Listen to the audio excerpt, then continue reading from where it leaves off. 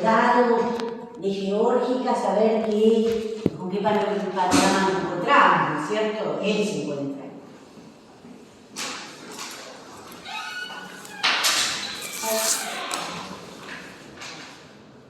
Así que vamos a juicio.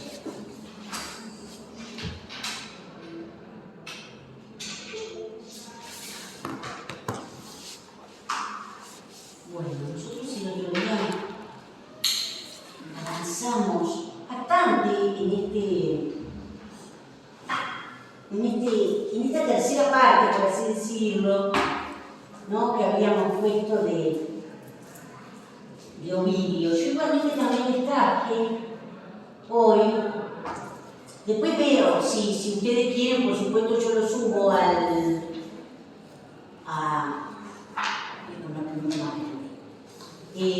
lo subo al campus, porque eso no lo subí. Es un pasaje que yo les dije, en el Sonum Scipionis de Cicerón. Cicerón hace la clasificación de la partificación, podríamos decir, de la esfera terrestre. Yo lo que pasa es que no me acordaba cuál era el parágrafo, y por supuesto lo encontré, así que se lo traje. Y lo vamos a ver, y vamos a ver distintas representaciones que existen desde la antigüedad, ¿no? Encontré una paginita que bueno, tenía algunas representaciones más o menos sobre la esfera terrestre y estas distintas partes de las que encontramos acá en Ovidio, que son prácticamente estos versos, gran parte de los versos que vimos el otro día, precisamente cuando empieza a hablar acá, en el verso 45, exactamente, él ahí habla de 5 partes, ¿no es cierto? 2 a la izquierda, 2 a la derecha. Habría que ver cómo es que él lo está pensando esto, ¿no? Desde dónde lo está mirando.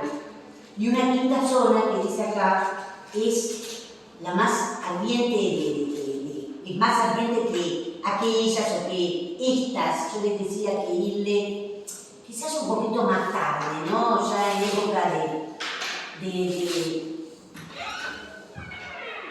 en la época de Apuleyo, pero estamos hablando de 2 siglos después, ya el ilde no se considera un pronombre demostrativo que se refiere a aquel que está más lejos desde el punto de vista del emisor, sino que equivale a este. A mí me parece por ahí demasiado en Ovidio, pero yo le puse acá un esta, ¿no? Porque no es que está tan lejos. Tendríamos por ahí, frente a lo que nosotros sabemos, ese Gildis tendríamos que traducirlo por aquella, ¿no? Pero hecha esa seguridad. Entonces, a partir del verso 45, él hace esta división de la tierra en 5 partes, y nosotros lo último, medio que lo hicimos ahí ajustadamente con el horario, era el verso 49, ¿no es cierto? Este que tenemos acá, que nos encontramos, bueno, con una puntuación fuerte antes, por eso es que ese, lo voy a poner a su vez aún un poquito más, por eso ese quórum en esa posición inicial no es evidentemente un pronombre relativo que introduce una proposición adjetiva, sino que tenemos que considerarlo un demostrativo puramente, ¿sí? Yo intenté mantener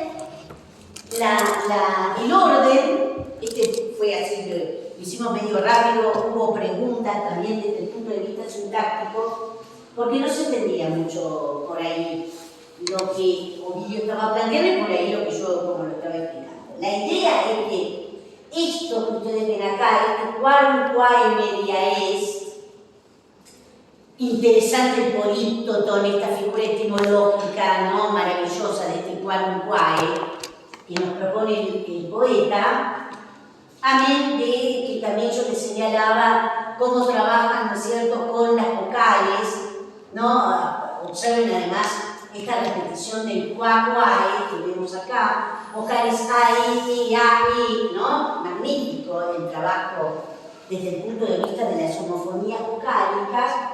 Todo esto que tenemos acá es el sujeto.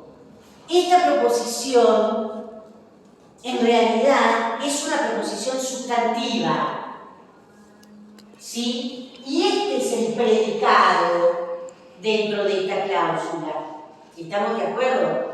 Yo mantuve en la traducción el orden que nos propone Ovidio y claramente este cuadro que lo pone en posición inicial y hace referencia a las partes de las cuales había hablado antes,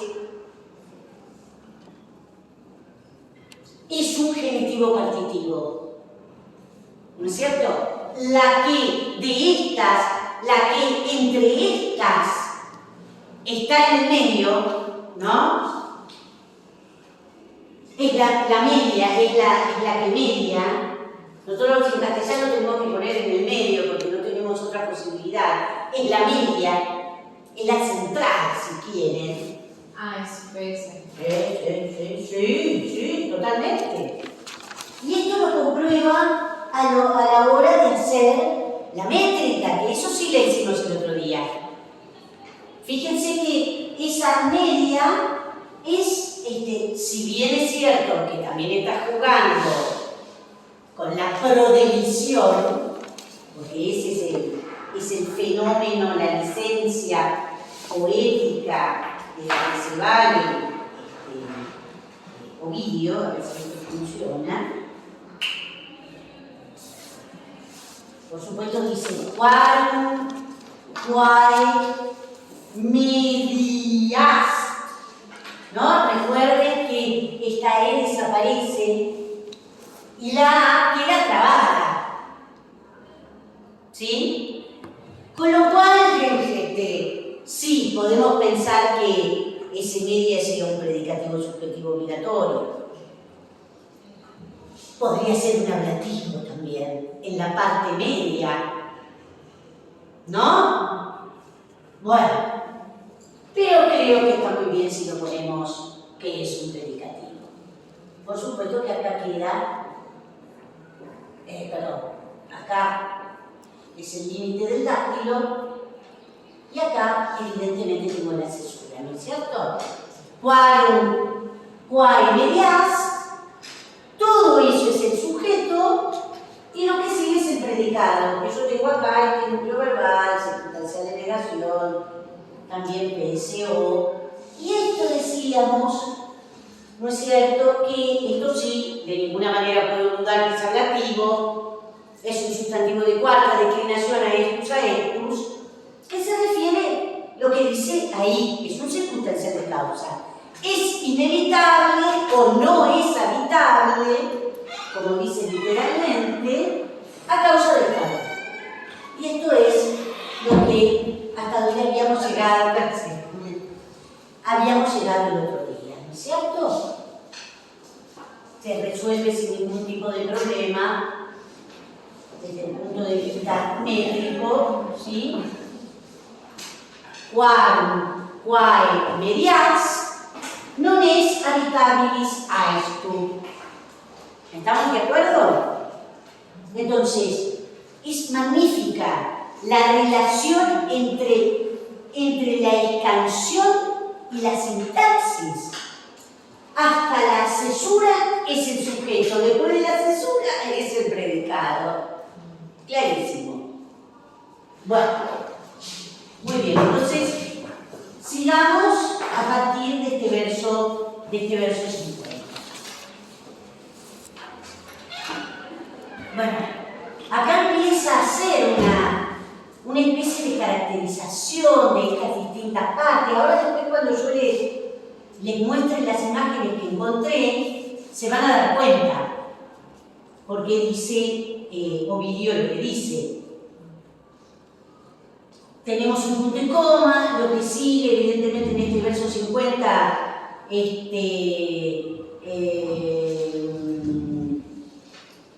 vamos a encontrar diferentes cláusulas suborracionales. La primera es la que tenemos acá, nix terit alta duas.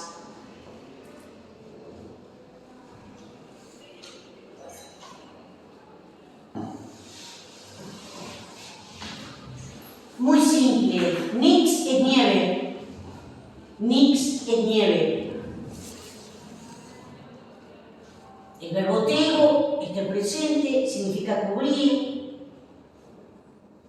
Y por supuesto, ese alta también podría ser parte del sujeto, si ustedes quieren, porque es el adjetivo, van a comprobar ustedes cuando hagamos la métrica, que ahí tenemos una vocal breve, por lo tanto, entonces alta es nominativo, está concordando con nix. Podemos considerar que es un atributo. Y ese duas, evidentemente, el adjetivo cardinal acá está de alguna manera sustantivado, porque está eludiendo la referencia al sustantivo zona o plaga que ha utilizado antes. Entonces ese duas no es más que un objeto directo, muy simple. Una nieve alta o profunda, ¿no? Ya sabemos que altus y profundo es como si fuera una altitud hacia abajo, es decir, lo que está queriendo decir que hay muchísima nieve, cubre a las otras dos. Yo puse otras.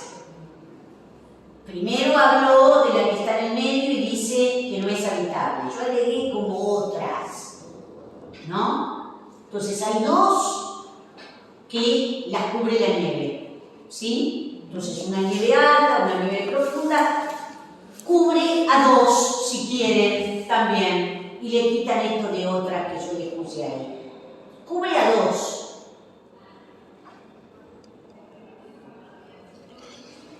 Ahí tengo la primera cláusula, por así decirlo, la primera suboración. Voy a borrar. No se me confunda.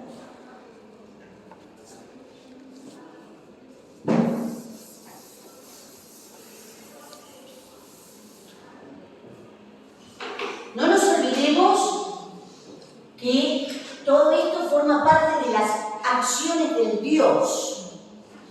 ¿Estamos de acuerdo? Entonces tenemos que acá empieza otra cosa tras ese punto y coma.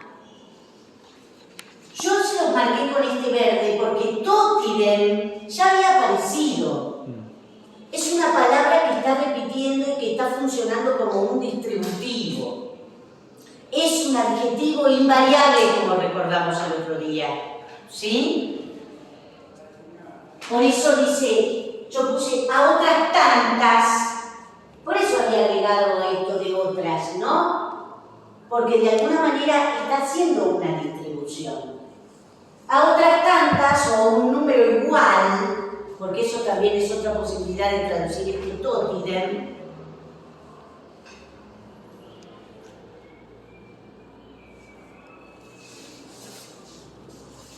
Las colocó. Claro, lo que yo tengo que pensar, el sujeto es Deus.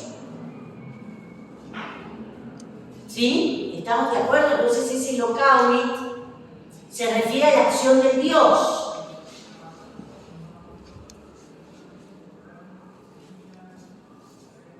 Entre una y otra. Las colocó entre una y otra. ¿Sí?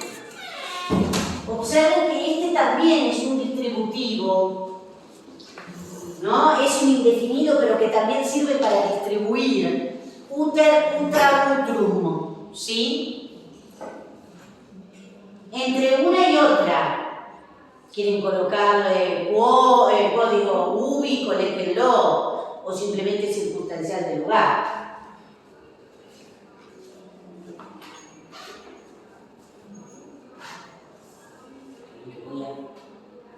Sigo para abajo.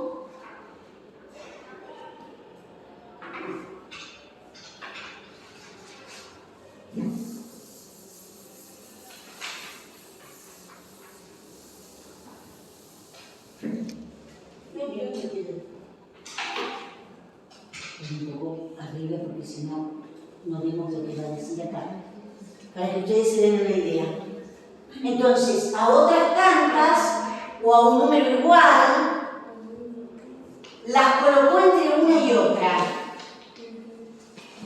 Y este es el buen crítico. Piensen que acá comienza otra cláusula que va a terminar acá. ¿Sí? La primera es esta, y la segunda, tras ese punto y coma, llega hasta el punto.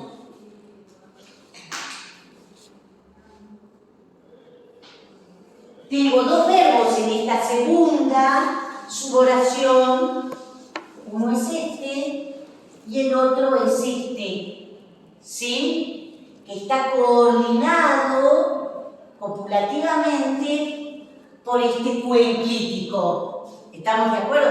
Miren, además, observen cómo maneja los tiempos verbales, ¿no? Porque utiliza un presente y coordina, en realidad están en una posición de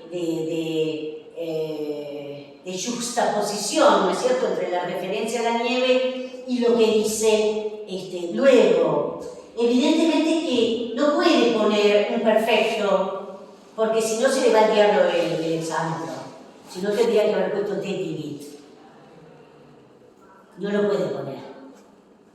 No lo puede poner. Entonces, y por medio de una llama, ¿dónde está eso por medio de una llama?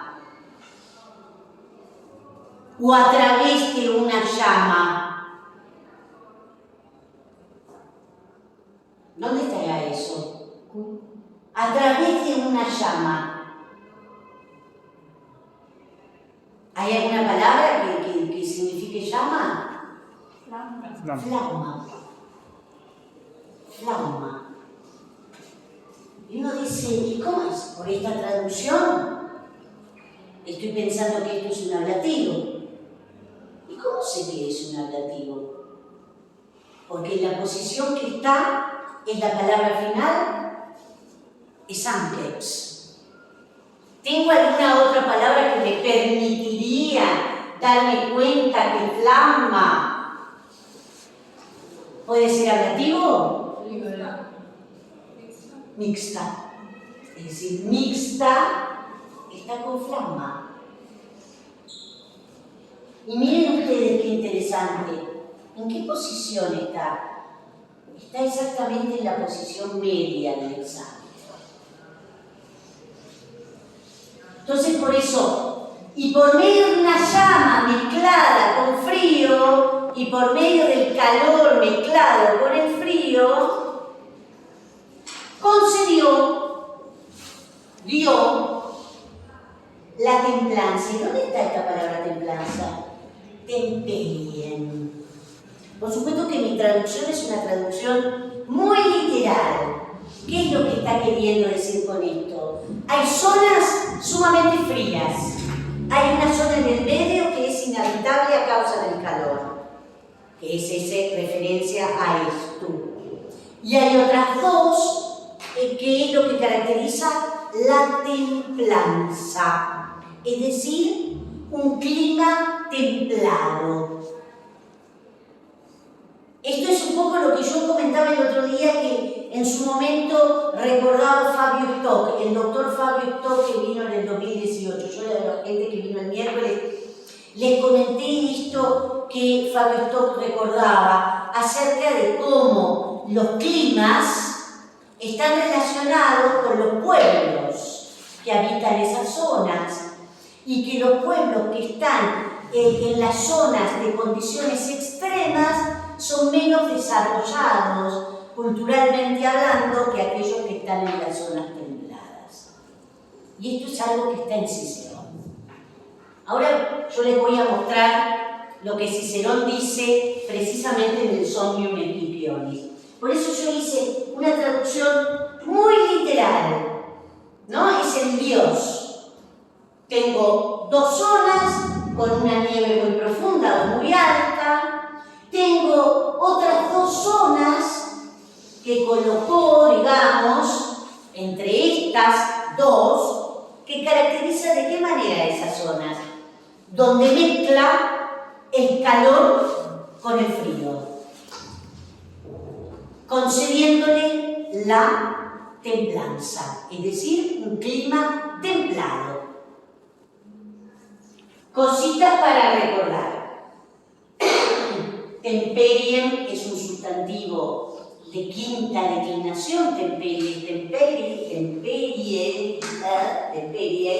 se los puse abajo.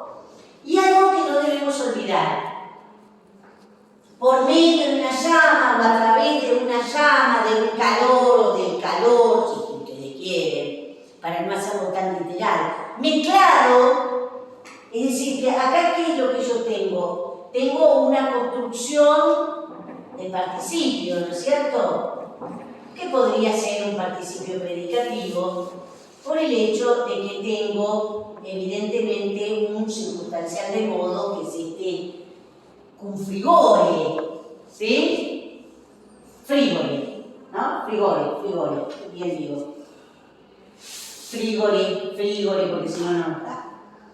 Ese cum frigore está modificando a mixta. ¿Estamos de acuerdo? No me olvido que este mixta es el participio perfecto del verbo misqueo. ¿Sí? ¿Estamos de acuerdo? Entonces acá queda perfectamente delimitado qué pasa con estas zonas. La del medio es inhabitable por el calor, las otras también son extremas a causa de ese frío tan riguroso, de esa nieve tan profusa. Por lo tanto quedan solamente dos que se caracterizan por esta mezcla del calor con el frío.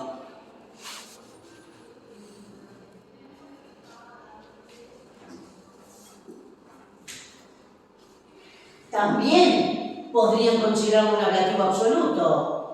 Esa es otra posibilidad para este mixta cum frigore flamma. También lo pueden considerar un ablativo absoluto. Yo lo traduje como si fuera un circunstancial de medio instrumento, pero perfectamente podrían, y tras haber mezclado la llama con el frío o el calor con el frío, concedió la templanza. ¿Estamos? Esa es otra posibilidad. Pero recuerdo que ustedes si van a ver la sintaxis de Arnoux, buscan cuando explica el ablativo absoluto, perfectamente lo pueden ver como una forma de circunstancial. Pero si quieren traducirlo como un ablativo absoluto, lo pueden hacer. ¿Estamos?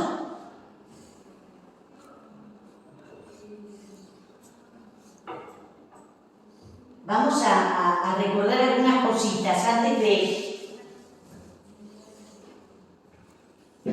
hacer por ahí la métrica de estos versos que hemos visto, ¿no? Ven que yo le puse ese pronombre relativo, que es ese cual, que tenemos primero el relativo aparente con función de genitivo partitivo es el ese cual. El relativo que introduce una proposición sustantiva con función de sujeto. Por supuesto que ese cual no está dentro de esa proposición sustantiva, eso no lo olviden. A estos que yo se los recordaba, miren este sustantivo. Nix nivis. Por eso nos da nieve. Nix no es nix nigis, sino nix nivis. Interesantísimo, Nada, este adjetivo pronominal, para que no nos olvidemos uterque, utraque, utrunque, con un carácter distributivo. Por eso entre una y otra, esa es la traducción que yo había dado. Y miren esto, qué interesante. Aparte de que yo les recordaba que es un sustantivo de quinta declinación, esto me pareció muy lindo. Su significado alude a la mezcla de sustancias o cualidades. En cuanto al clima, hace referencia a lo templado. Es decir, todo estos versos están ligados a esta, digamos, función racional que viene desarrollando Ovidio, más allá de que es el Dios quien realiza esto, ¿no? Porque no nos olvidemos que más allá de Nix, que es el sujeto, todo lo que vino después tiene por sujeto a ese Deus que quedó bien arriba. Y otra cosita, ¿ven? El adjetivo participial en caso ablativo del verbo miqueo, que les pongo sobre todo, más o menos, todo el enunciado, sobre todo para no olvidarse qué pasa con el perfecto, con ese miscui, y sobre todo con el supino, que podemos tener dos posibilidades, ¿no es cierto? Mixtum y mistum, ¿no? Muy bien. Así que esa otra posibilidad que está en, ¿por qué no?, traducirlo como un ablativo absoluto. Bueno, creo que este verso 49 ya habíamos hecho la métrica, ¿no es cierto? Habíamos visto cómo el sujeto y el predicado está perfectamente determinado por la ubicación de la cesura. Quae medias, sin olvidar, no nos olvidemos qué pasa con esa prodelición. Quae medias non es habitabilis aestu. ¿Sí? ¿Quieren que lo haga? Lo hago de nuevo. Quae medias, recuerden que cae desaparece, cesura non es habitabilis aestu. ¿Estamos de acuerdo? Vamos al siguiente, vamos a ir haciendo uno a uno. ¿Qué pasa? ¿Tenías alguna duda, Cata? Priscila, dale con el otro, dale con Nix. No sé si está bien. No importa, ¿cuál es el problema acá? Estamos practicando, por eso es que yo se los hago hacer. Ok. Nix delicanta luas. Bien. Totinem inter. Utranco locavis. A ver ahí qué pasó. Entonces, esta primera parte está buenísima. Nix. Alta. Duas. Miren qué interesante. De nuevo, encontramos que la cesura me permite determinar las subordinaciones, ¿no es cierto? Y acá, recuerden esto, ¿no? Totidín. ¿Sí? ¿Estamos? ¿Por qué? Porque yo totidén, si quieren, ¿no? Aquello que decía el profesor Prieto, no tenemos certeza si desaparecía la primera vocal o es que había que hacer las dos vocales juntas, ¿no es cierto?, en la señalefa. Lo que sí tenemos claro que la presencia de esa nasal no impide la formación de la señalefa.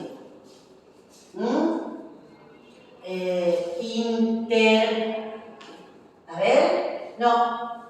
Yo las hice breves. Sí, claro, si no, no te da. Y este es interesante. ¿Por qué? Porque miren ustedes. Ojo con esto. Ojo con los grupos consonánticos en donde aparecen las líquidas, es decir, la R y la L. Porque en general los poetas pueden usarlo eso indistintamente. Por necesidades métricas pueden considerarla trabada o también por necesidad métrica considerar que no traba, como en este caso.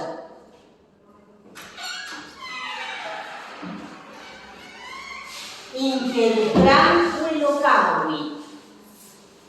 ¿Estamos de acuerdo?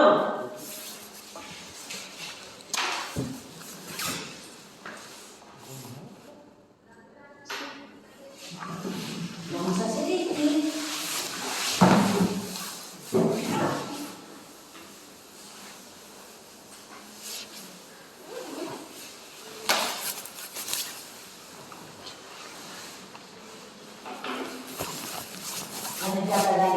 Dentro y bien Frederic, mixta con frigor y flan. Ahí está. cum frigore flama. Ah, con frío. Claro, mirá. Temperien dedit, traba, eso sin duda. Mixta, ahí está claro que esto es el ablativo. Esta está trabada, trabadísima. Esta, porque es M más F. ¿Qué? Está la R, pero a mí lo que me interesa es que tenga una M y una F. Sí. Entonces, cum frigore flama.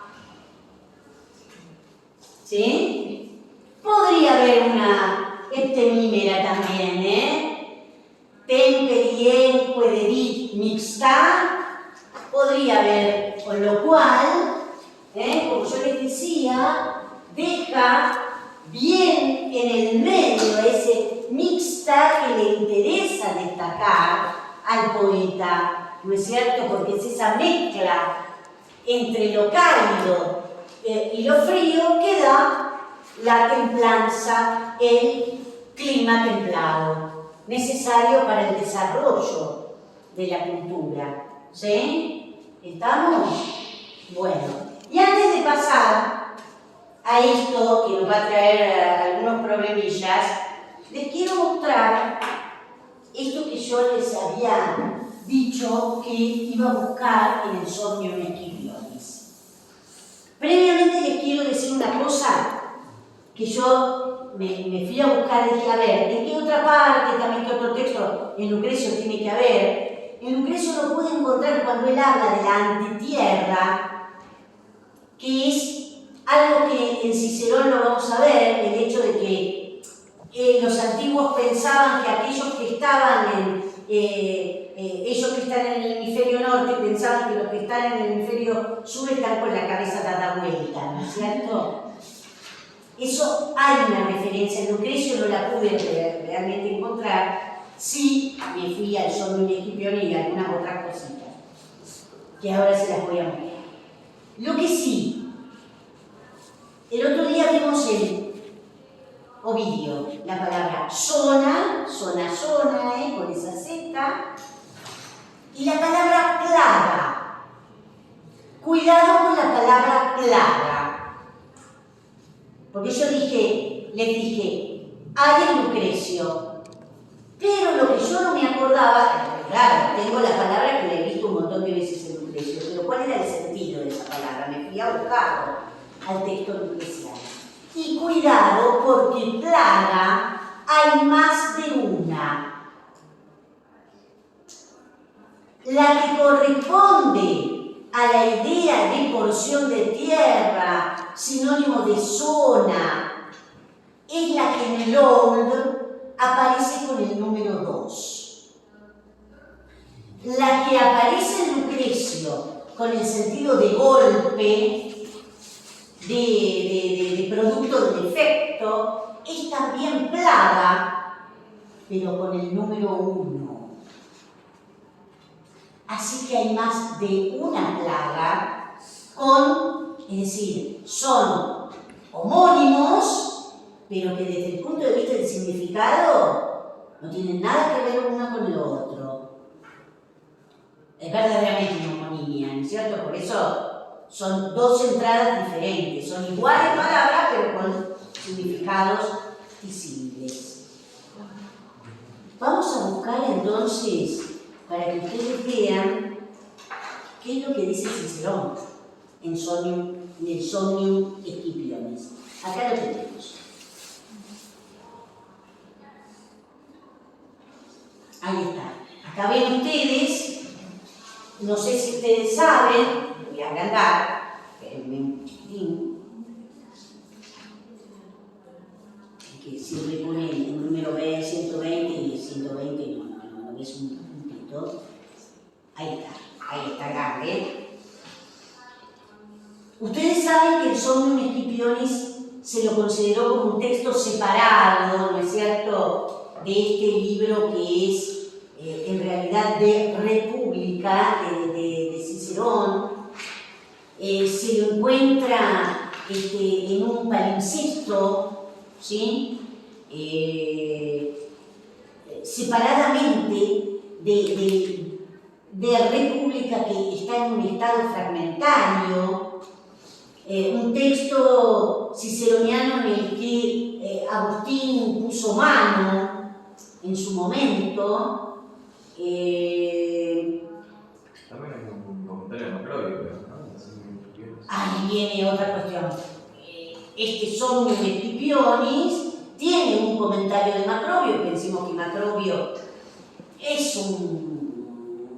¿cómo podríamos decir? Un hombre de las letras, no podemos decir que es un filósofo, es un erudito, si quieren, del siglo V después de Cristo, que tiene un comentario al sueño de Escipión. Por eso, ustedes lo van a encontrar por ahí como separadamente Somnium Scipionis, pero en realidad es el libro sexto del de República, y que va entre estos párrafos, entre el 9 y el 29. Este 21 es exactamente lo que en parte nosotros leemos en Ovidio. ¿Sí? Ustedes saben cuál es la situación en el Somnium Scipionis, ¿no es cierto? ¿No la saben? Quien se supone que está hablando es Escipión Emiliano, ¿no? El que lleva adelante, digamos,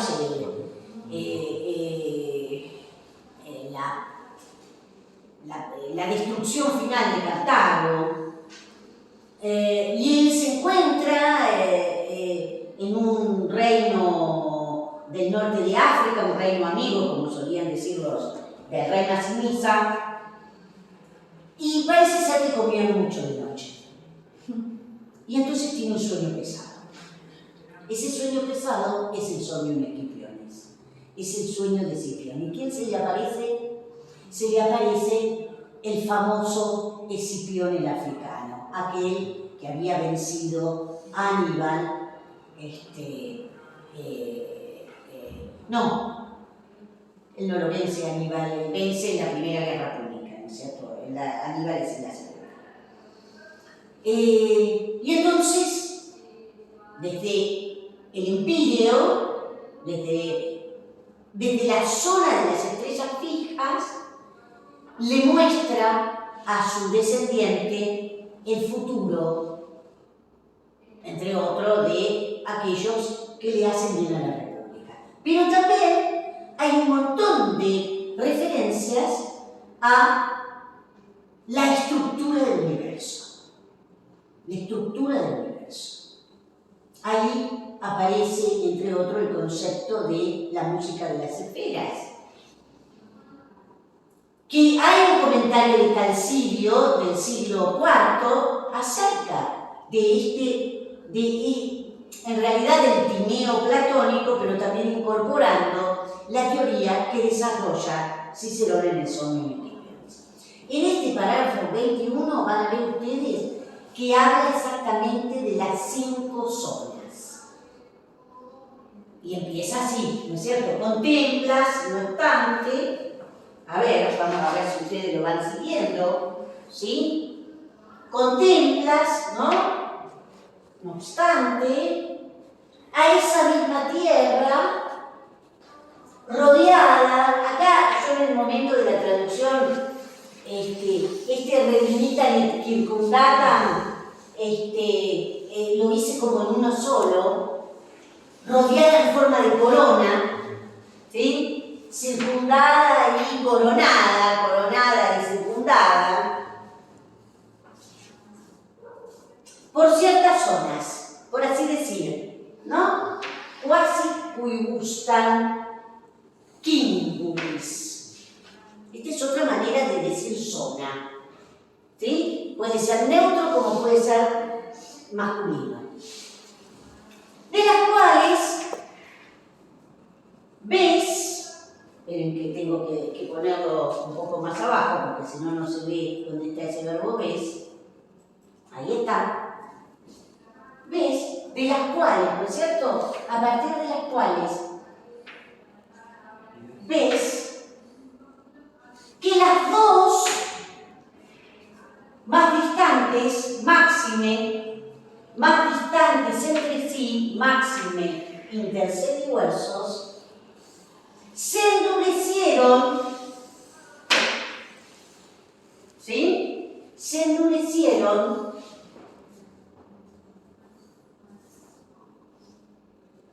a causa de la nieve. Priuna. Esto es nieve. Es decir, lo mismo nos dice Ovidio. Utiliza otra palabra, pero habla de las nieves altas. De una y otra parte, miren, aparte, ¿qué tipo de pronombre está utilizando? Exactamente el mismo que utiliza después Ovidio.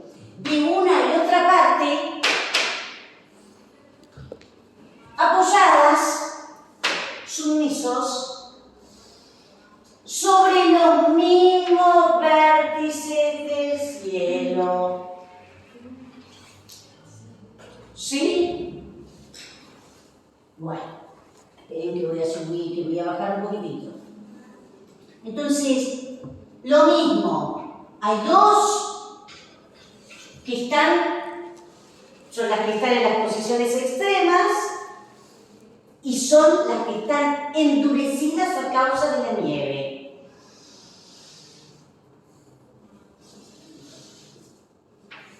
Aquella del medio, la del medio, aquella del medio, esta, ¿ven? También la mayor, bueno, yo puse acá, podría haber puesto, sin embargo, pero, ¿no? Aquella del medio, también la mayor, está abrazada, torrei, el verbo torreo, por el calor del sol. Ahí tienen ustedes, había una que es inhabitable por la presencia de un calor extremo. Y entonces, ¿qué nos queda?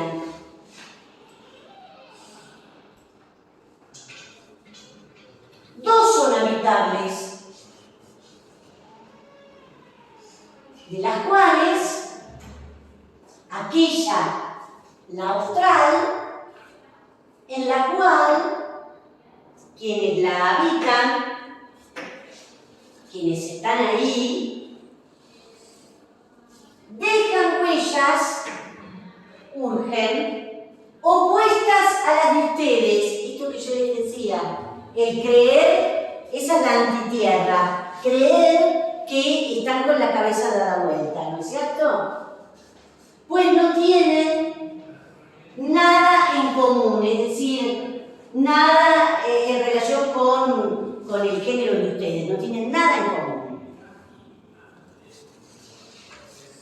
Sin embargo, esta otra sometida, piensen que todo esto viene de ese quínculis que teníamos allá arriba.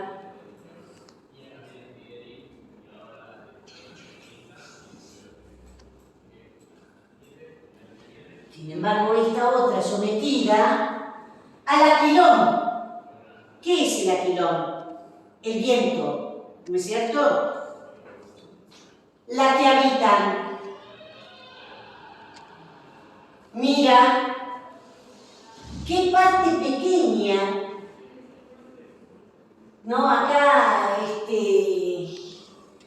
yo hice un arreglito, ¿no? Les toca a vosotros, ¿no? En cuanto a la parte. Pues toda la tierra, que es habitada por ustedes, yo a las 6 corto. Bueno, si quieres pasar. Dale, pasamos a las 6.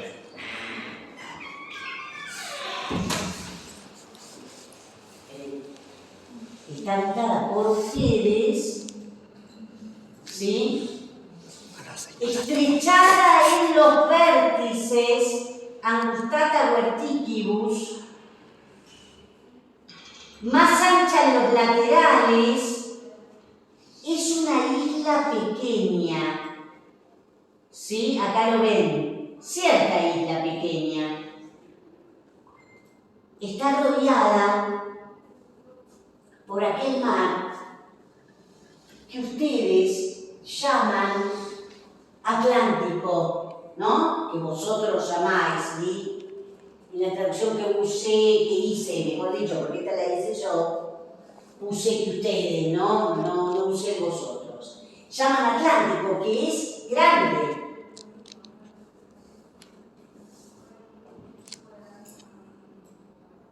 Océano, ¿no? Que es grande, océano en las tierras. Sin embargo, aunque de tanto nombre, ¿no? Sin embargo, puntuación fuerte, por eso relativo aparente, aunque de tanto nombre, ve cuán pequeño es. Es decir, exactamente igual es lo que después propone Ovidio. Y una cosita que yo saqué de Lucrecio, que algo va a tener que ver con lo que dice después, es esto entre los versos 534 y 563, yo puse alguito, no todo, que es la suspensión de la Tierra en el espacio. Y también, y a fin de que la Tierra descanse en la región media del mundo, conviene que poco a poco el peso mengue y decrezca, y que tenga por debajo otra naturaleza unida desde el inicio del tiempo y atada en el conjunto con las partes aéreas del mundo en las cuales vive implantada. Por eso la Tierra no es una carga ni oprime las corrientes de aire, como para cada hombre sus miembros no tienen peso alguno, ni la cabeza constituye una carga para el cuello, ni en fin sentimos que todo el peso del cuerpo se encuentra entre los pies.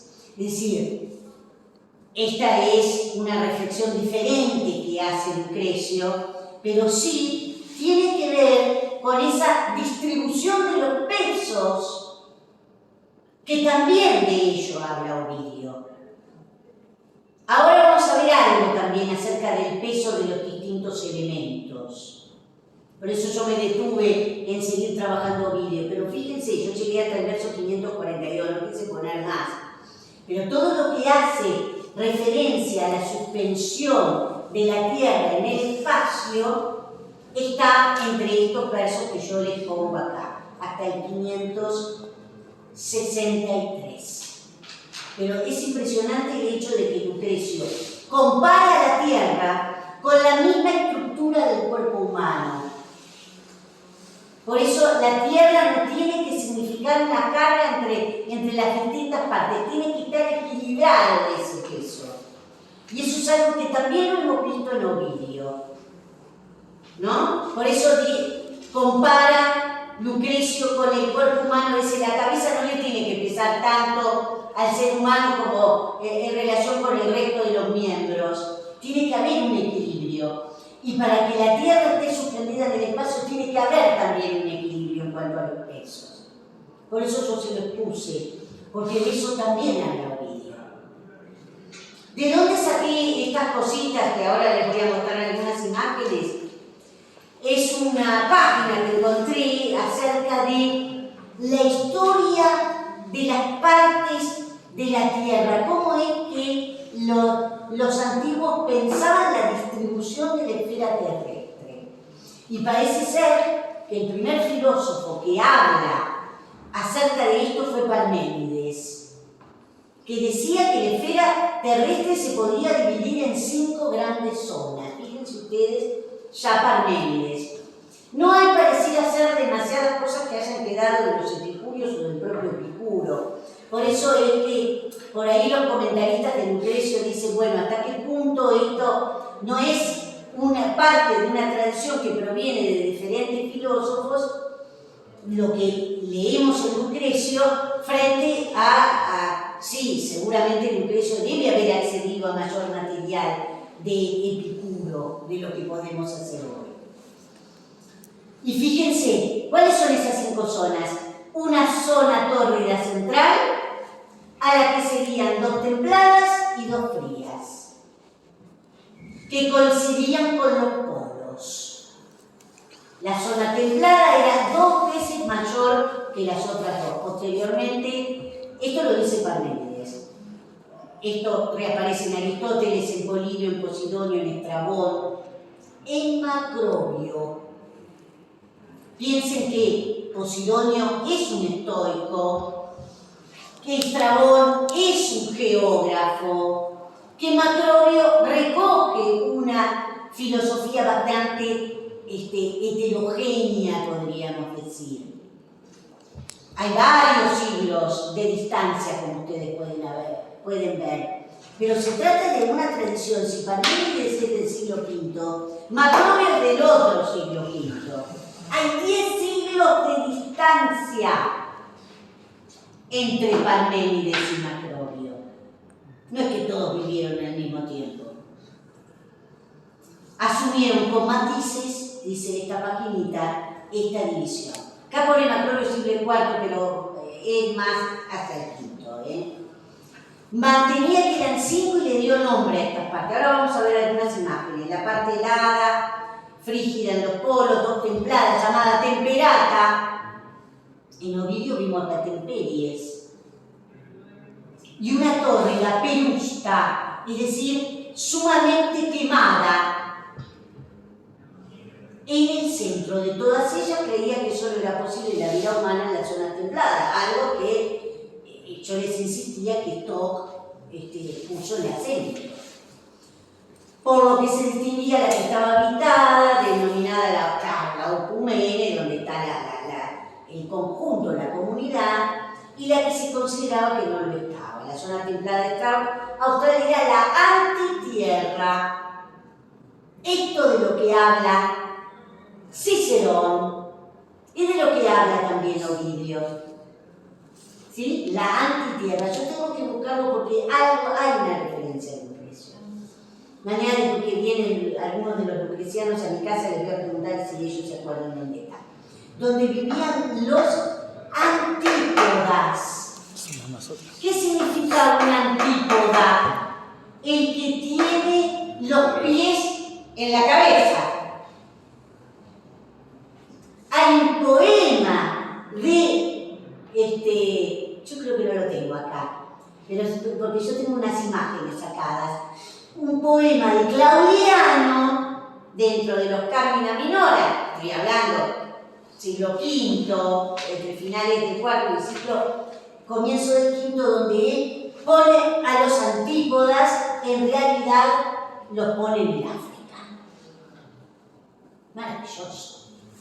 A unos seres con los pies en la cabeza. La zona templada austral era esta antitierra. Bueno, su idea tuvo mucho eco en autores posteriores, como pudimos deducir. Bueno, ahora vamos a ver estas imágenes. La tierra que aparece al sur formaba parte de otro continente, al que nadie podía pasar por el extremo calor que hacía en el medio, y también por las corrientes y tormentas que se producían en ese océano que llevaban al naufragio, como dice acá, y ese es el Alveus Oceani, que está mal escrito, ¿no? Esto está sacado de una página que ponen palabras de latín, pero que no saben demasiado latín. En realidad no, porque tiene que ser como la... No, está bien, no está mal. Es como si fuera el vientre del océano. No podía regresar, nadie podía regresar para contarlo, ¿no? Porque te caías al precipicio, bueno, todo esto que también influyó evidentemente durante el Renacimiento, por lo cual Colón venció todo esto y el tipo se largó pensando que por ahí se iba a caer a algún precipicio. Después aparece esta palabra que es climata, que eran esas franjas paralelas al Ecuador, que comprendían porciones de tierra. Esto está en Estrabón, por ejemplo, o mejor dicho, en Eratóstenes, acá lo dice. Dividió 7 franjas, Eratóstenes, que acá las tienen. Si quieren esto yo lo subo a... Y Estrabón mantuvo 11 diferencias. Bueno, más información si a ustedes les interesa. En esta paginita ponían estos textos para consultar. Es bastante interesante, Pero miren algunas cositas. Espera, me voy a poner esto porque si no voy a hablar. Tengo que buscar las imágenes, que las tengo, ¿eh? A ver, ¿dónde es que está? ¿Dónde es que está? Bueno, miren estas zonas de la Tierra. Me hace esto, no me lo permite ver. ¿Cómo quiere saber si me permite? No me lo va a permitir abrir A ver, ahí está. Miren, esto es Macrobio. ¿Ven? Miren, las dos frías, una se llama Austral y Frígida, ¿no? Y está, claro, observen la abreviatura acá arriba, ¿no? La Frígida del norte, septentrionalis. La Tórrida y la Temperata Nostra, dice, donde ellos vivían.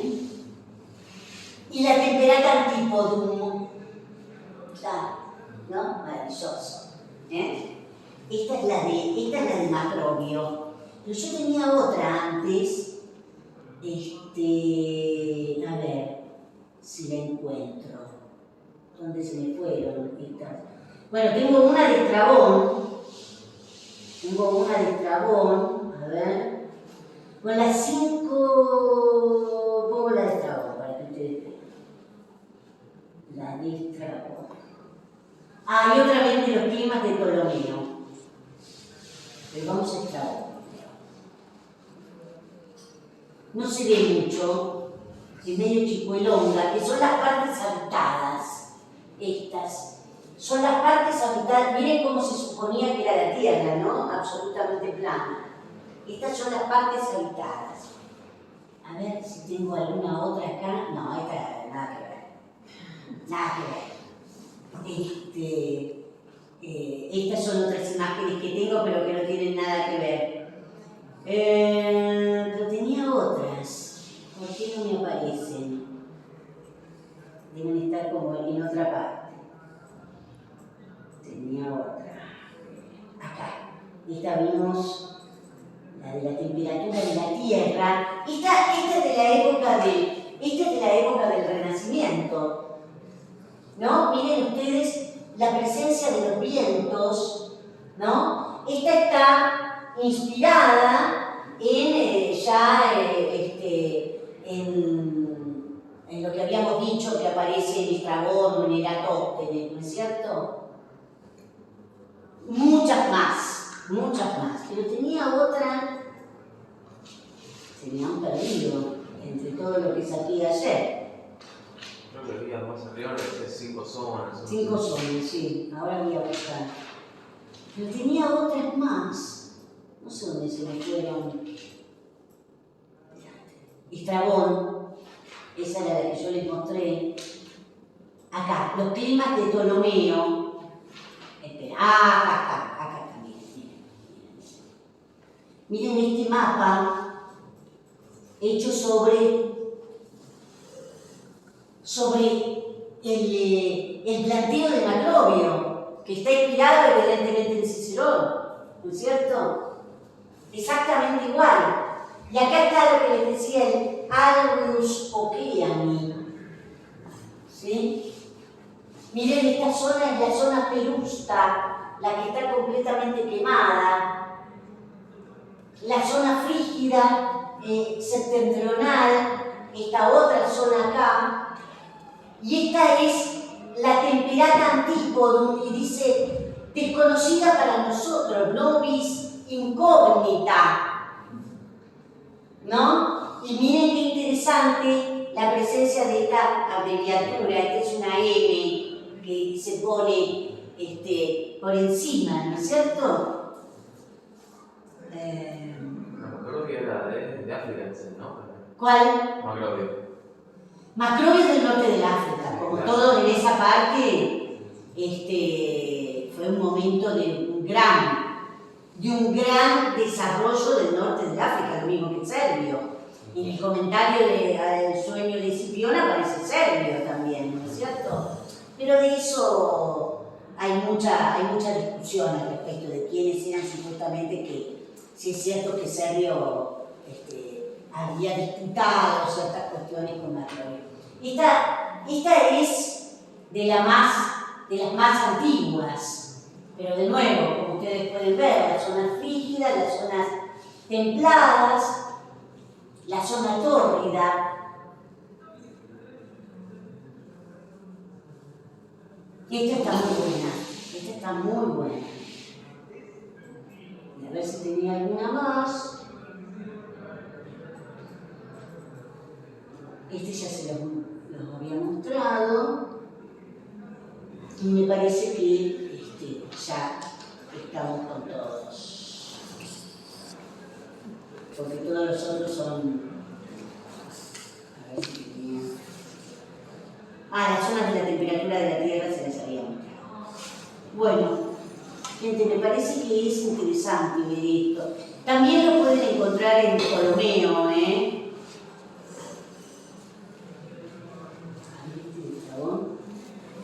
no se ve prácticamente, que es las zonas habitadas. Bueno, entonces teníamos esto. Las 5 zonas climáticas, era esto que habíamos visto, y la de derecha era esto que me parece genial, porque acá menciona, miren, acá dice Europa, esto que yo estoy marcando, acá dice África y dice Perusta, ¿no? En el medio suponían un océano y esto que es absolutamente Del otro lado de África está India, ¿no? Entonces, del otro lado. acá. Sí. India. Sí.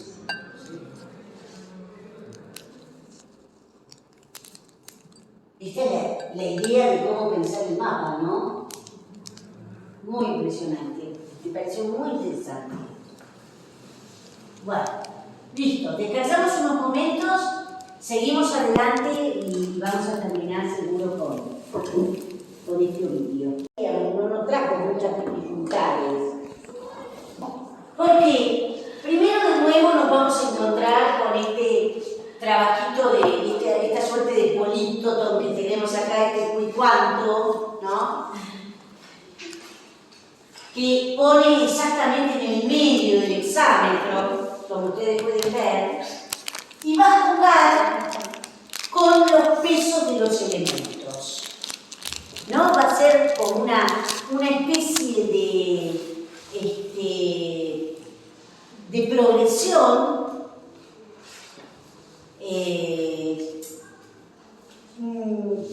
con cierto valor estadístico de qué elemento pesa más que otro, ¿no? ¿Cuál de los elementos, de estos 3 elementos, el aire, la tierra, el fuego, en realidad, en cierta forma habla de los 4, cuál es más pesado cuál es uno más pesado que el otro? Y lo hace a través de unas comparativas, de 2 comparativas correlativas. Comparativas correlativas. Tantus quantus, por supuesto que ese tantus, que es un pronombre indefinido, y este quantus, que por cierto tiene por su origen una relación con los pronombres relativos, es un interrogativo también, cumplen una función dentro de la proposición. Esto es lo que no debemos olvidar. La correlación se da entre tantus y quantus, que es así como lo pueden encontrar en la sintaxis. Pero esos pronombres se declinan en relación con la función que cumplen adentro de la proposición. Esta es la parte más jorobada de este pasaje. Después, como ustedes pudieron ver, no reviste grandes dificultades. Lo primero que dice es esto, ¿no? Por encima de estas está el aire. Ese verbo es el verbo immineo, que significa, es esto, de estar por encima de algo, ¿no?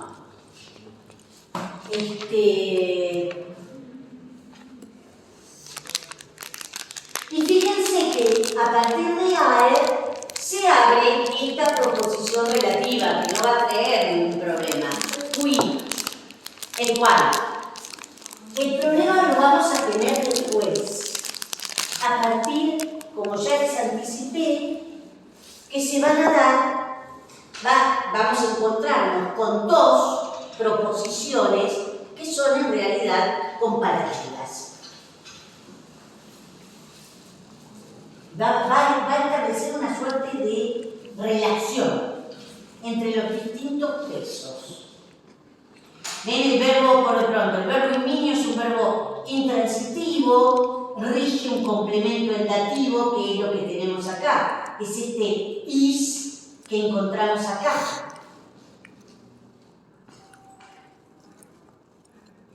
Nada, ese qui introduce una proposición adjetiva atributiva a partir de aer. Ven, por encima de estas está el aire. ¿Qué? Y ahora viene el problema.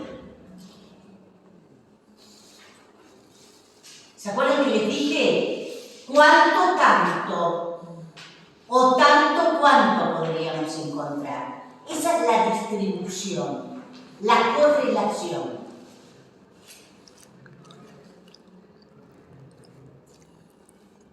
Entonces tenemos cuánto, ¿por cuánto? El peso del agua. ¿Dónde está el peso del agua? Acá. El peso del agua. ¿Por cuánto? El peso del agua es más liviano. No nos olvidemos que pondus es neutro, pondus ponderis es neutro, por lo tanto, levius es el comparativo en género neutro, por cuanto el peso del agua es más liviano. Vuelvo para arriba. Y acá está el segundo término de comparación de esta primera afirmación.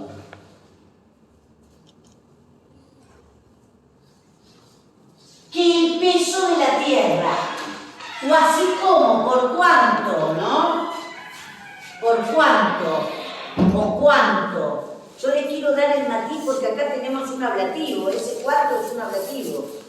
Por cuánto el peso del agua es, y acá está el verbo ser, ese levius que tenemos en el verso de abajo, es el predicativo subjetivo obligatorio en grado comparativo que introduce este segundo término de comparación. Onde de terra es cierto, el agua es más liviana que la tierra. En esto, Ovidio se comporta evidentemente como un racionalista. Entonces, por encima de estas está el aire, que por cuanto el peso del agua es más liviano que el peso de la tierra, por tanto, por cuánto y por tanto. Ahora después yo les voy a decir por qué traduzco ese cuánto y tanto de esta forma.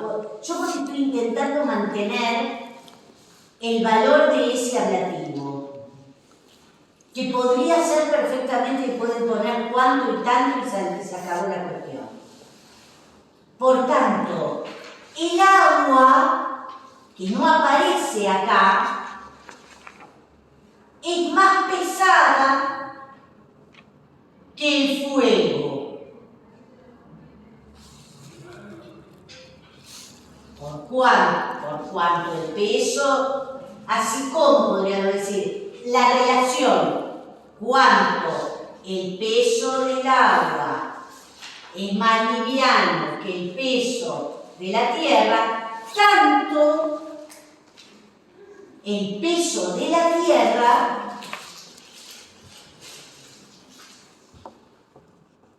o el agua, mejor dicho, es más pesada que el fuego. Y acá está. El agua que no lo pone porque lo tiene acá,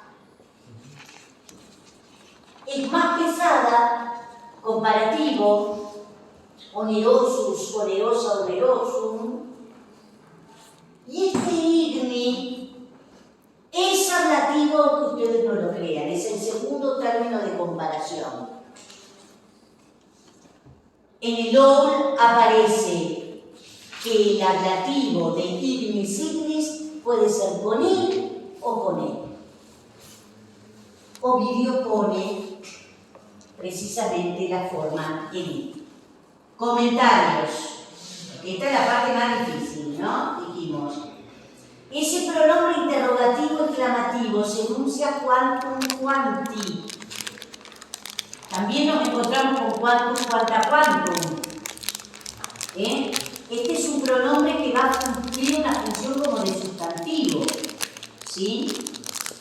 Es un relativo en cuanto a su origen, introduce la proposición comparativa que expresa cantidad o intensidad y establece esa correlación con tanto.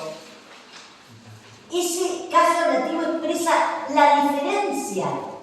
Claro, se usa precisamente para expresar la diferencia de los pesos de estos elementos. Con respecto a este ablativo de diferencia, yo le puse cuál es la página en Arnú. ¿Sí? La sintaxis sería exposición de modo o algo por el estilo. Algo por el estilo. Sí, obviamente. De cantidad. Claro, de cantidad también podrías ponerle, ¿no? Pero lo que yo no quiero que olviden es el carácter de correlación entre tanto y cuanto. Tanto una cosa cuanto la otra o al revés. Sí, curioso, la comparativa termina. La comparativa termina exactamente en igni. El adjetivo Lelius está en grado comparativo neutro porque concuerda con pondus, eso se los dije. El tantum tanti, que junto con cuanto introduce proposiciones comparativas correlativas. Y también expresa la diferencia. Les he puesto que se sobreentiende el sustantivo aqua, concordando con onerosio, y además este igni que les acabo de decir. Segundo término de comparación está en ablativo, puede ir con I o bien con E. Es decir, la comparativa termina acá.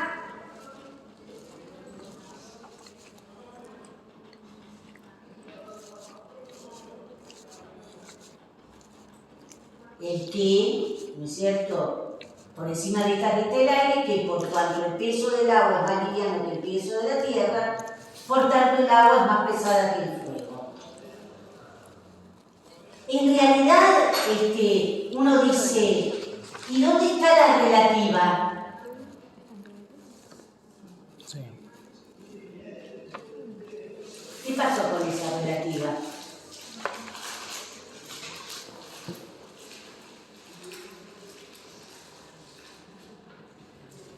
¿Qué hacemos con esa relativa?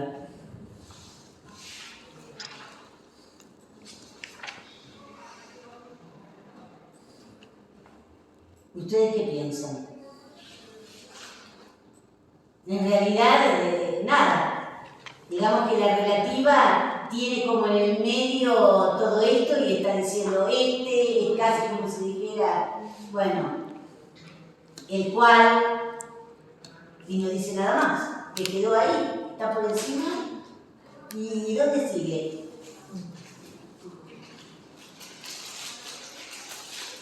No entiendo mucho la proposición adverbial. ¿Es una? ¿Son dos? Son dos. La primera de cuánto alegre y la segunda de tanto ahí. Claro. Sí. Ah, no, está, gente. Ahí, yo misma me... Esto, en realidad, tendríamos que decir que no, es más liviano, esto no. No. Si no, no tiene sentido el quiz. El aire es más pesado. Claro. es más pesado que el fuego. Esa es la relación. No. Así tenemos, arréglenlo. Ahí lo vuelvo a decir. Voy a hacer, voy a cerrar esto, a ver si me dice, no me va a dejar copiar, pero por ahí es más pesado que el fuego, claro. puedo hacer lo siguiente, para que lo Echarse y poner acá no pesado. tenemos otro pizarrón acá. Y ponen encima aire. Esperen que voy a apagar esto para que lo podamos ver.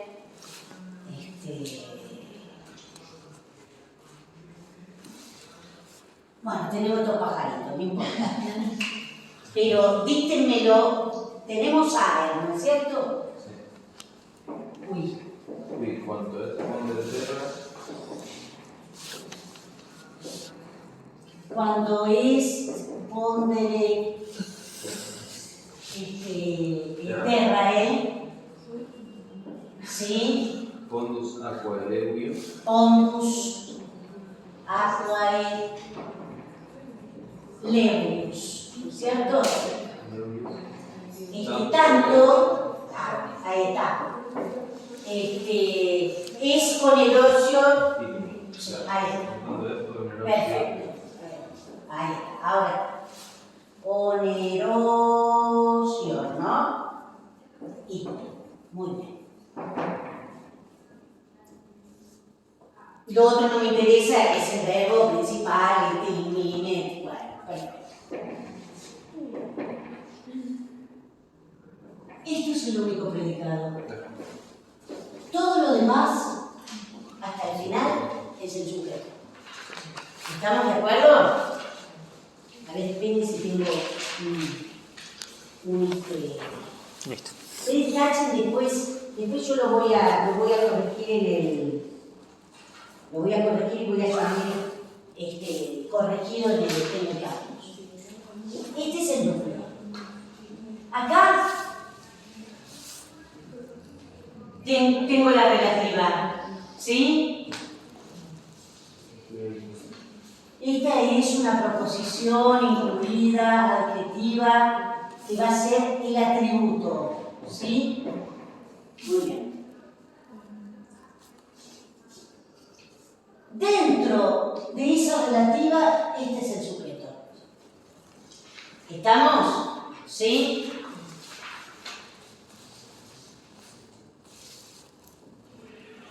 Y todo lo demás es el predicado.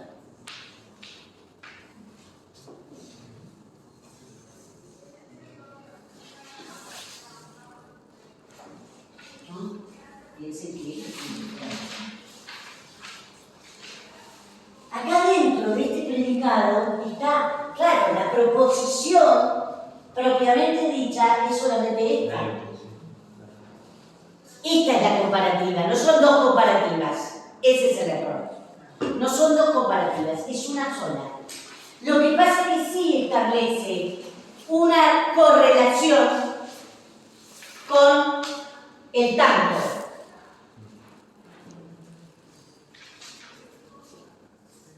Esto, si quieren, circunstancial de cantidad, ¿no? ¿Cuánto? Entonces dice, dentro de esa proposición comparativa, que la podemos llamar circunstancial de modo,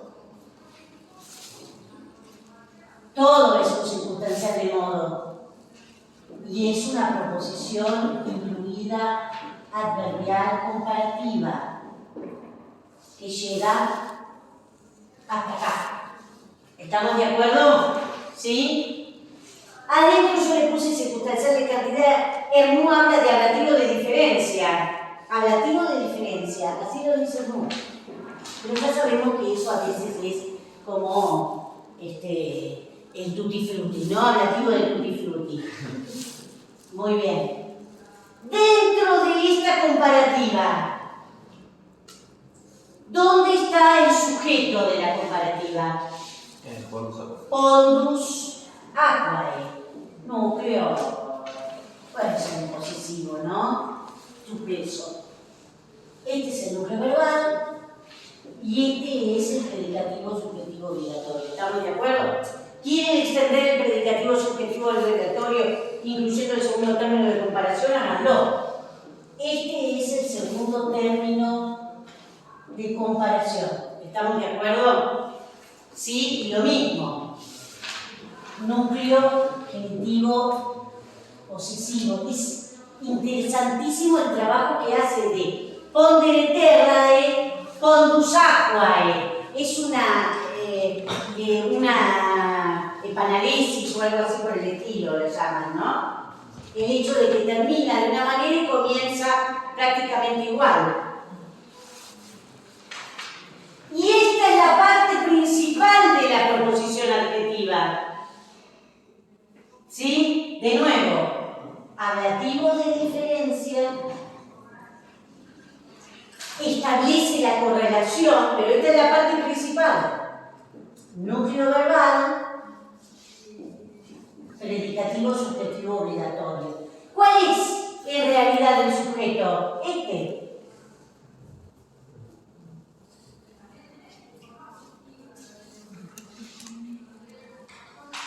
Núcleo, segundo término de comparación. ¿Estamos de acuerdo? ¿Sí?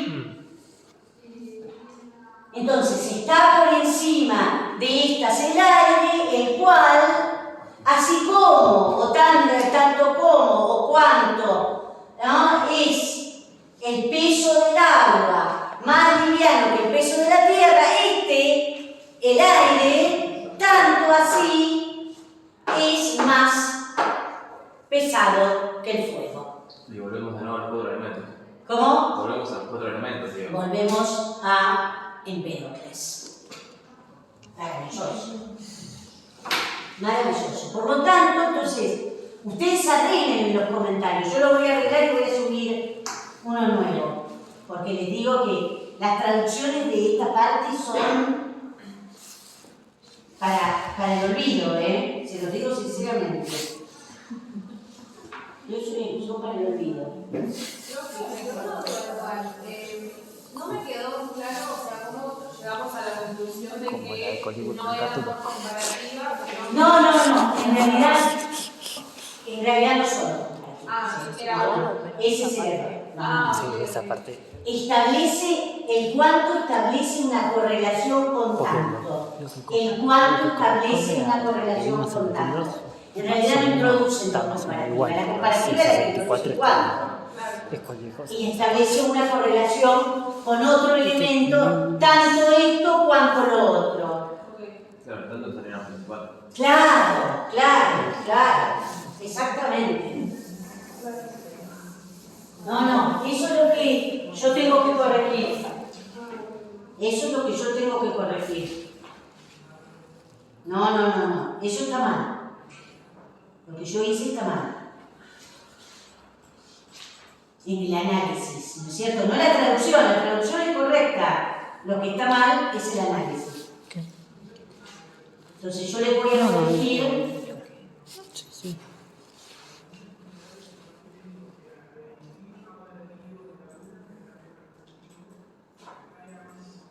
Entonces lo que podemos hacer ahora falta poquitito para terminar toda esta parte y vamos ya la próxima semana. Yo me había traído un montón de cosas pensando que por ahí íbamos a poder empezar algo con Catulo, pero sabía que eso era medio difícil. Esta parte que viene es muy simple. Lo que yo tengo que corregir es toda esta parte está bien, una proposición comparativa, que todo eso está correcto. Es neutro, ¿verdad? Es un sustantivo pronominal, si quieren, hay una correlación, no es que introduzca una proposición comparativa, establece una correlación con ese cuanto que sí introduce la comparativa, ¿estamos? Y lo que sí está mal es aqua, no se sobreentiende aqua, no, es qui el sujeto de onerocio. Eso es lo que ustedes tienen que modificar de estos comentarios, pero yo lo voy a hacer un poquitito más amplio. el comentario de eso y lo voy a cambiar. Hagamos lo que sigue, que no es muy difícil. Y esto que viene es Lucrecio. Así lo señalan los comentaristas. Nos lleva al libro sexto de Lucrecio, que es el libro que se ocupa de los meteora. Es decir, se ocupa de las nubes, de los distintos tipos de nubes, de los distintos tipos de rayos, de relámpagos, de truenos, procurando sacarle a la cabeza de la gente. Los romanos le tenían mucho miedo sobre todo lo que tuviera que ver con las luminarias celestes, entonces, sobre todo porque creían que los dioses eran los que dominaban el rayo. ¿No? Hay comentarios en serio magníficos acerca de la creencia que tenían los etruscos de cómo los distintos dioses manejaban distintos tipos de rayos. Entonces lo que dice Lucrecio es, gente, si fuera así, a los malos los tendría que partir la cabeza un rayo, sin embargo no. En serio que dice así, ¿eh? Maravilloso. Bueno, el libro sexto es un libro magnífico porque es el libro de los meteoras, ¿sí? Y termina con la plaga, ¿no? Bueno, sobre todo porque él creía que tanto los seres humanos como la Tierra y todos los elementos del universo tenían conductos que permitían el paso de fluidos. Y era por los pasos del fluido que también te enfermabas, como la Tierra podía enfermarse. Entonces, de nuevo ordenó. Yo les había marcado este verbo iusid, que se encuentra en posición inicial, en anáfora, este iusis et, que los comentaristas de Gredo consideran que es una fórmula, ¿no? Este iusis et, ¿sí? Ordenó que allí, ¿dónde estoy? Estoy acá, me había ido. Ordenó que allí, él ordenó que está ahí abajo, ¿no? Allí, Idic. No solo, yo entiendo también que está trabajando con la correlación de esos hechos. Sería como un giro coordinante. Sí. Ordenó que allí no solo se asentaran nieblas, se asentaran es ese consistere que tenemos ahí, ¿ven? Por supuesto que es una completiva a partir de ese verbo iúreo, ya lo habíamos visto previamente.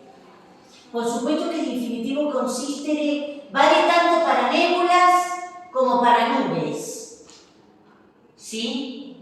Observen además cómo trabaja simétricamente en la repetición de los dos ilic y además trabaja con palabras cercanas desde el punto de vista fónico, como en nébulas y nubes. Ordenó que allí no solo se asentaran nieblas, allí las nubes, muy simple, ¿no? La completiva que es objetiva, con ubis, ese ilic, simétricamente dispuestos, tanto nébulas como nubes son los sujetos de ese infinitivo consistere que vale para los dos, sino también el otro et que tengo acá, este et, ¿sí?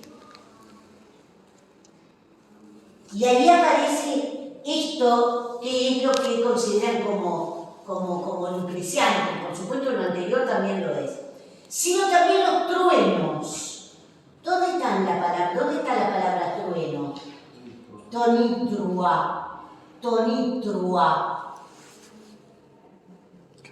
¿Sí? Yo les hago un comentario sobre este tonitrua, ¿no? Dice, el sustantivo es tonitrus, es un sustantivo que tiene muchos problemitas, lo pongo un poquitito acá. Es un sustantivo, miren ustedes, es de cuarta, tal como ustedes lo pueden encontrar en el óvulo. Sin embargo, en plural aparece como neutro, que es lo que nosotros tenemos acá. En singular aparece tonitru, como un neutro, en efecto. Aparece tonitru en Plinio, como si fuera un neutro pero de la segunda. ¿Y quién lo utiliza? Lucrecio. En 2 oportunidades en el libro sexto. Lo más interesante, como ustedes pueden ver, que este tonitrua, que evidentemente considera neutro, está modificado por este participio futuro activo que es motura, ¿no? Del verbo moveo, participio futuro activo, moturus, motura, moturum. Hay que acordarse de cómo se forman los participios, ¿no? Y uno dice, ¿qué es esto? ¿Cómo viene el verbo moveo? Moveo, mover, movere, movi, motum. De ese motum se forma moturus, motura, moturum. Y acá está concordando, claramente lo entiende como neutro, ¿no? No hay otra forma. Y como es activo, puede tener un objeto directo, que son mentes. Y sigue un poquitito más abajo, No, hasta acá, no sigue más abajo, la tengo ahí. Sino también los truenos que conmoverían, algunos también traducen, que movilizarían, pensando en un futuro inminente. Miren ustedes, dije inminente, porque ese verbo inmineo no es solamente lo que está por encima, sino que eso que está por encima también me puede presionar. De ahí lo inminente, lo que es como un peligro que lo tengo ahí a la vuelta de la esquina, ¿no? O al lado mío, que movilizarían las mentes humanas. Y esto es lo que pretende, por ejemplo, a lo cual se opone Lucrecio, ¿no? Y miren esto, yo se los destaqué en azul, porque es maravilloso el trabajo que hace, ¿no es cierto?,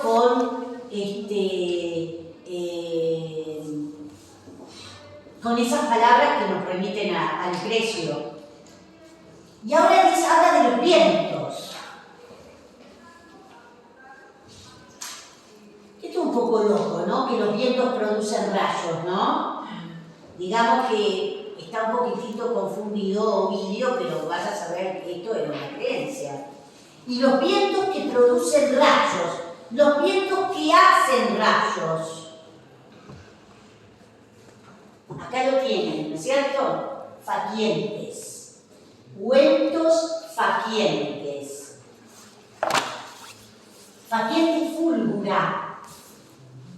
Es decir, ese facientes, ese participio facientes, así como el otro motura tenía su objeto directo, facientes también tiene objeto directo, que es este fulgura. Y como si fuera poco le agregó un circunstancial de modo o algo así por el estilo. Una compañía medio rara.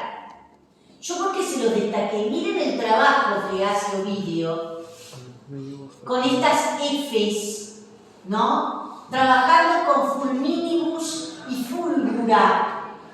Uno es fulmen fulminis y el otro es fulgurum, fulgur.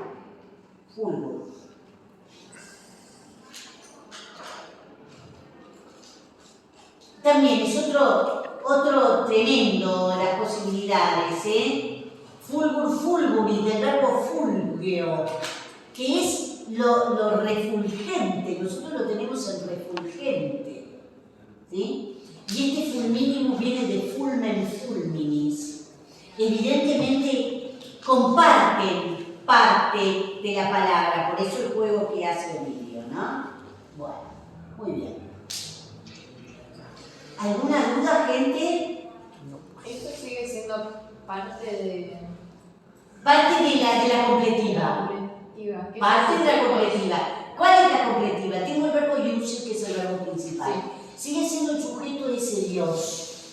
se lo puso y que dijo, más arriba no me importa cuál sea ese Dios, no me tiene medio sin cuidado cuál es ese Dios. Pero lo que sí es que la última cosa que ordena es las nieblas, las nubes, que se asienten. La segunda cosa, los truenos. ¿Qué hacen los truenos?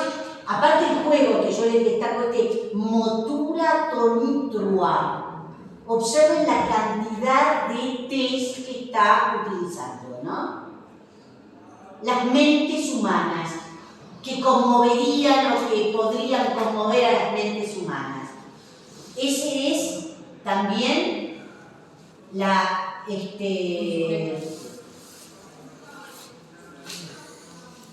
eso también forma parte de la competitiva, ¿no es cierto? El único infinitivo es asentarse. Es ese consiste que tengo ahí. ¿Ah?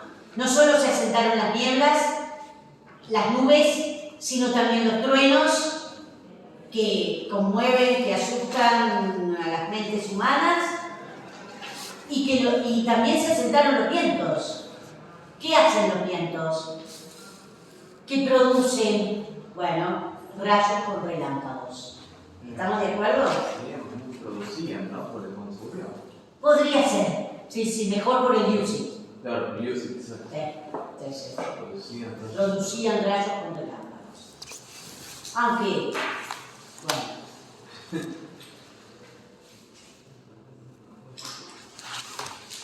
Hagamos la métrica de estos versos. Tenemos unos cuantos tenemos, ¿eh?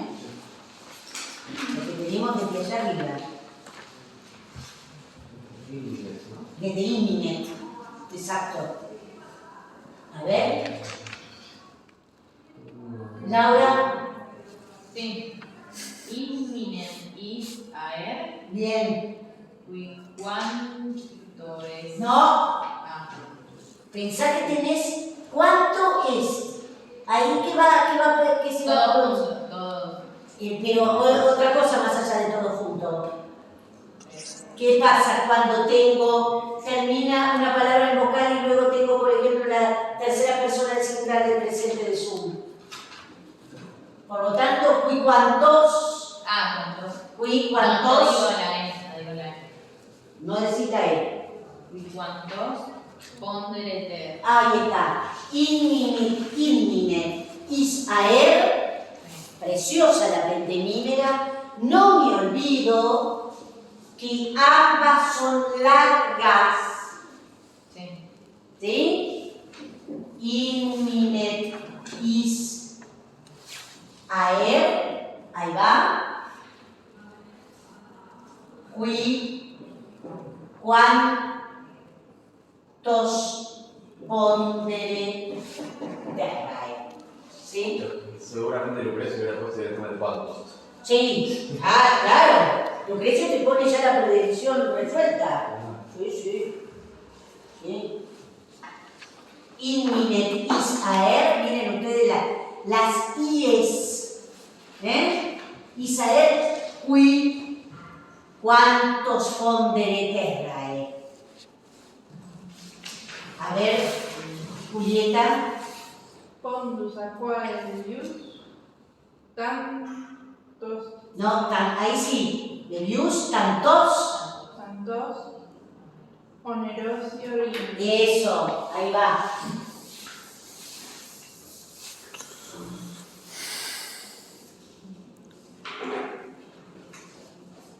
Pondus aquae leurius. No se olviden de esto, ¿eh? Acá sí. Tantos, onerosio y maravillosa la cantidad de oes que trabaja, ¿no? Carolina. Ok. Ilic et nebulas, ilic. Pará. Que se sienta esa pentemímera. Ilic et nebulas, ilic consistere Ahí está. Ilic et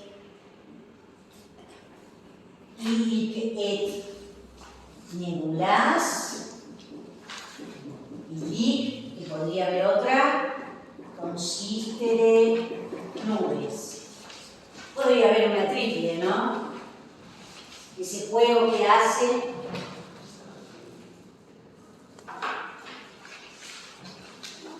Darío. Iusit et humanas, Bien. motura tonitro amentes. Perfecto. ¿Estamos de acuerdo? Y sigue con este iusite tu manás, ¿no? Iusite tu manás, motura tonitro amentes. Sí, humanas. ¿Sabes cómo suenan esas T? Y creo que acá faltaba Catalina. ¿Vos la habías hecho, Cata? La vez pasada, pero. No, Marcelo. Qué fácil. Está bien. La vez pasada, fueron como 15 días. Bueno, hacelo de nuevo. ¿Está bien? Et un fulminibus, pacientes fulgura bueno. Perfecto, ahí está. Observen esa. Y comentario, porque me parece muy lindo esto, no hay que olvidarse. Este fulgur fulgenis de fulvio, ¿no? Este verbo, este fulminis también de fulvio. Por eso yo les decía, ese, aunque uno no lo crea, ese fulmen, ahí había una G que después termina desapareciendo. ¿No? Este es muy lindo. El trabajo también etimológico del juego de etimología que hace el propio Ovidio, ¿no? ¿Podemos repetir la métrica ¿De cuál? del UCI? Sí, mirá, ¿puedo parar? Gracias. No, por favor. Este. Sí. Iusitet. ¿Sí? No se olviden, esto es como si fuera una consonante. Claro. Entonces yo, la primera vocal que tengo es esta y está trabada. ¿Sí? Iusitet. Manás, motura, tonitrua, mentes. ¿Estamos?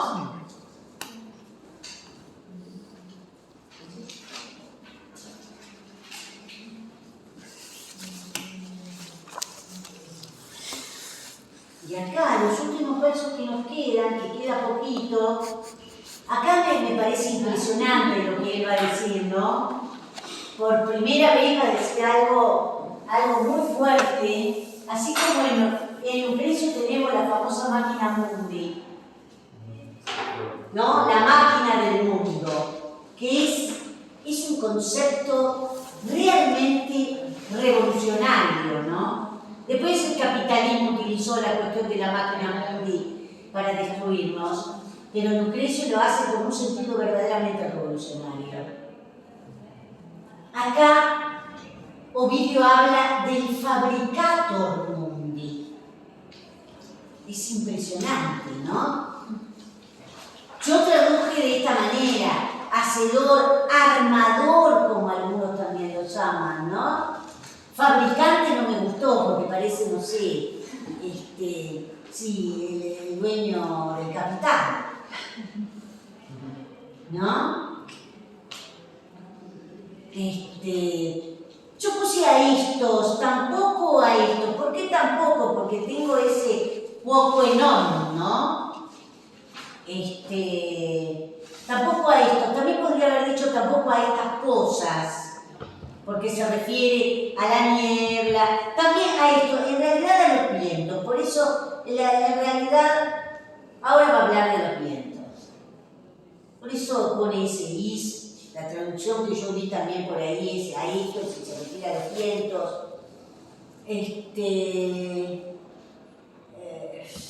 Y esos vientos relacionados con los relámpagos y los rayos, por eso también yo pensaba en estas cosas, ¿no? Pero tampoco a esto es el hacedor del mundo el dueño de la máquina mundi, ¿no? No permitió ese non permisit. Ahí lo tienen, ¿ven? ¿Por qué tampoco? Porque tengo poco y non, ¿sí? En castellano, también a estos no le permitió, nos lleva a pensar que es tampoco. A estos no le permitió, ahí está el is, permitir algo a alguien, objeto indirecto ese is. Y a partir de ese permisi, que es el perfecto de permito, tengo una completiva. ¿Estamos? Que tuvieran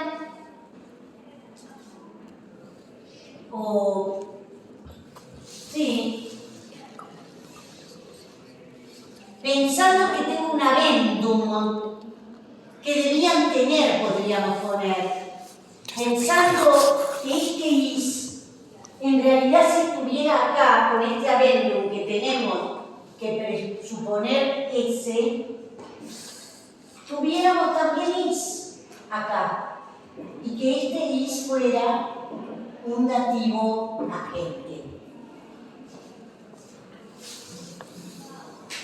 Que ellos tuvieran a su merced o por doquier, ahí tengo el passing, o que debieran tener el aire como se les ocurriera. ¿Dónde está el aire en acusativo? Aera. Un acusativo morfológicamente griego, porque esa palabra aeris es una palabra de origen griego. ¿De qué otra forma podría traducir esto más literal? No permitió que el aire fuera tenido, o debía ser tenido, por ellos a su merced, por doquier, de aquí o de allí, que es el sentido de passing. Y acá vamos a dejar, ustedes me van a decir si entendieron o no, yo lo voy a retomar, este verso que nos queda ya muy poquitito y en la próxima terminamos y iniciamos con capítulo. ¿Entendieron esto o no lo entendieron? ¿Sí? Igualmente lo voy a repetir.